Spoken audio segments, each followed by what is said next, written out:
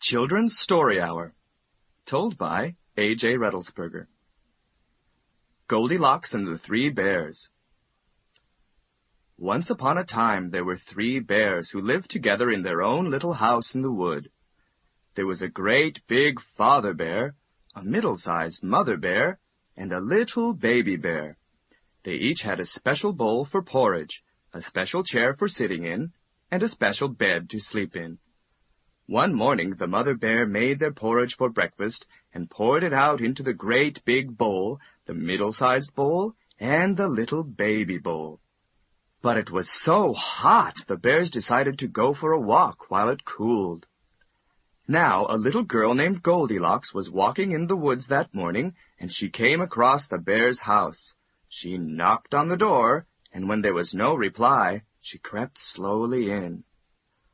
"Oh, oh!" she cried when she saw the bowls of porridge.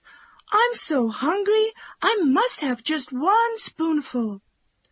First she went to the great big bowl and took a taste. "Too hot," she said. Then she went to the middle-sized bowl and tried that porridge. "Too cold," she said. Last she went to the little baby bowl. "Oh, oh, just right," she cried, and she ate it all up, every bit. Then Goldilocks saw the great big chair and climbed into it. "Too big," she said, and climbed down quickly. Next she went to the middle-sized chair and sat down. "Too hard," she said. Then she went quickly to the little baby chair. "It just fits," she said happily. But really the chair was too small for her, and crack! It broke, and down she tumbled. Then she went into the next room where she saw 3 neat beds. First she climbed into the great big bed, but it was too high. Next she climbed into the middle-sized bed, but it was too low. Then she saw the little baby bed. "Oh, oh!" she cried. "This is just right." She got in, pulled up the covers, and went fast asleep. Before long, the 3 bears came home for their breakfast. First, the great big bear went to eat his porridge. He took one look and said in his great, rough voice, "Somebody's been eating my porridge!" Then the middle-sized bear looked into her bowl and said in her middle-sized voice, "And somebody's been eating my porridge, too." Finally, the little baby bear went to his bowl. "Ow! Ow!" he cried in his little baby voice. "Somebody's been eating my porridge and has eaten it all up." After that, all 3 bears wanted to sit down. The great big bear went to his great big chair and saw that the cushion had been squashed down.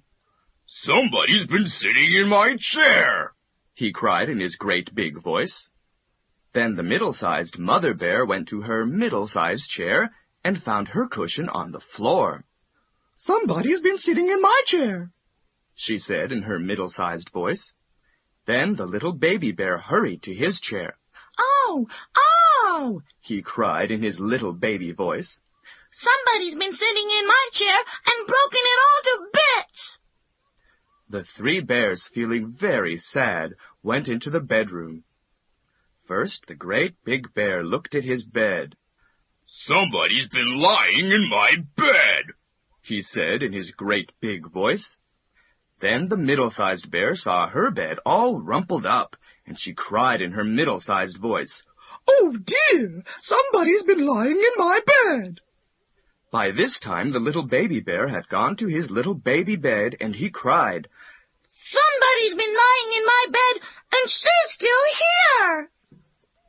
This time his little baby voice was so high and squeaky that Goldilocks woke up with a start and sat up. There on one side of the bed were the 3 bears, all looking down at her. Now Goldilocks did not know that these were kind bears, and she was very frightened. She screamed, jumped out of bed, ran to the open window, and quickly climbed out. Then she ran home to her mother as fast as she possibly could. As for the bears, they put things to rights, and since Goldilocks never came again, They lived happily ever after.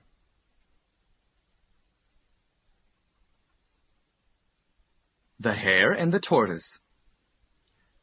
In the forest there was a clearing where many animals gathered each evening after going to the river to drink. The tortoise was usually the last to arrive, and the other animals would laugh at him as he plodded into the clearing. "Come on, slowpoke!" they would call out as he came through the grass towards them. The tortoise would blink at them with his beady eyes and continue slowly on his way until he reached the spot where he wanted to settle down. The liveliest of all the animals there was the hare. He ran so fast that he was always the first to arrive. "Just look at me," he was boasting one evening. "I can run faster than any of you. My speed and cleverness will always win." The tortoise ambled into the clearing, last as usual, but to everyone's surprise he did not go to his usual place. Instead, he went slowly across to the hare.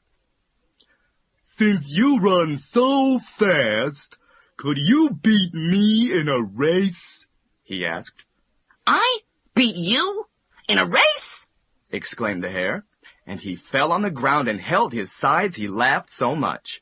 "Of course I could beat you! You name the distance, Tortoise, but don't make it too far for your short little legs." And he roared with laughter again. Most of the other animals laughed too. It did seem a very comic idea.